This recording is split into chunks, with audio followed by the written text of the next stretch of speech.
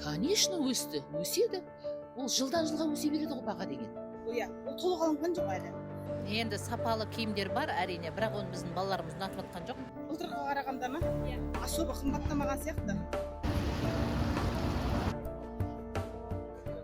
Армәлеумет, оқу жылының басталуына санаулы күндер қалды. Алматылықтар мен астаналықтар мектепке дайындалуға қанша қаражат жұмсапты? Бірге білейік. Бірінші сыныпқа барайын деп тұр. Басымның киімінен алдық. Примерно сол 50 мың болды ғой. Шалбары, юбкасы, жилеті и костюмы. Толық алмаған кезде 50 мың болды. Иә, ол толық алынған жоқ әлі. Мәселен, бір енді жақсы киім алғың келеді, бірақ олар қымбаттау. Ал арзанына жүгірейін десең, сапасы төмен. Мен мәселен, өзім енді балама, қызым болсын, балам болсын, мен сапалы киім алып берген жақсы көремін. Мәселен, менің 11-ші класс оқитын қызыма 200 мың ақша кетті.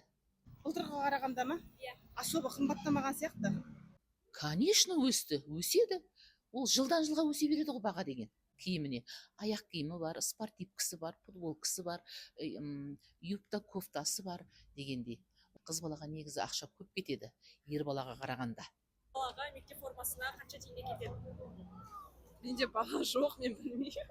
Көп балалы аналарға 3-4 баласы бар аналар. өте қиын ғой.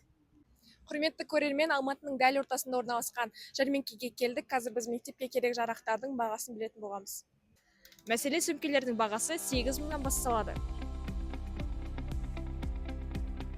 Ал ақ жейдені 5 мың теңгеден жоғары бағада ала аласыздар.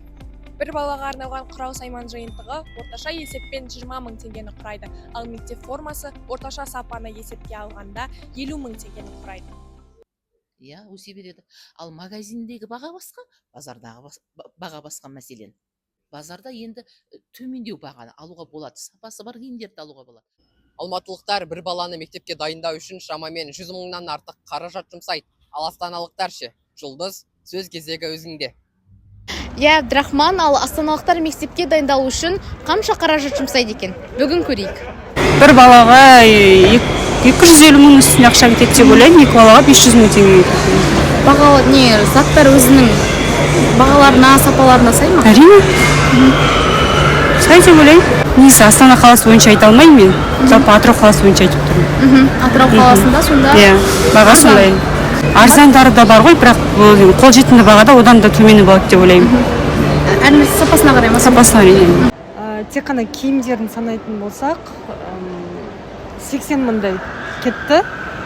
Это не считая, что мен әлі аяқ киім алған жоқпын балаға. Ол тек қана жаңағы үстіңгі блузкасы, шалбары, юбкасы дегендей. 30 мың теңге канцтоварына кетті. Жалпы бағалар өз сапасына сай ма, әлде тым көтерілген бе? Қымбат.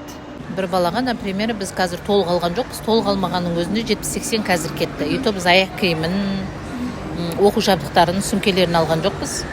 Жаңағы бренд дейма не дейді? Реплика дейма, қазақ репаблика ма? Вот соған бардық, соны ұнатып тұр балалар. Амал жоқ, қыз бала болғаннан кейін алып беруге тура келеді, алып бердік. Енді кетіп бара жатырмыз сонымен. Енді сапалы киімдер бар, әрине, бірақ оны біздің балаларымыз ұнатып жатқан жоқ. Жаңағы сияқты жерлерге барады, о жерден аламыз, сапасы маған ұнаған жоқ. Ұнамаса да бағасы аса қымбат, бірақ енді балаға таңдап тұрғаннан кейін уже әпересің. Потому что оны кимейді. Мен уже бұрнағы жылдар алып берген бала менің таңдаған сапамды алып кимеді. Өздерінің сапасын, өздерінің жаңағы фасон дейма, не дейді, өзі бренд дейма, сондай нәрсені қуады ғой балалар. Сапалары әдем деп айта алмаймын, бірақ амал жоқ алып бердім. Ұнатып тұр, қыз бала, өсіп қалған. Айта кетейік, биылғы оқу жылы 2 қыркүйекте басталып, 25 мамырға дейін жалғасады. Абдрахман Қайрат, Мейірлі Қайсарқызы, Забира Якуб, Алматыдан. Айзере Мұратқалиева, Жұлдыз Ербол, арнайы ұлан үшін.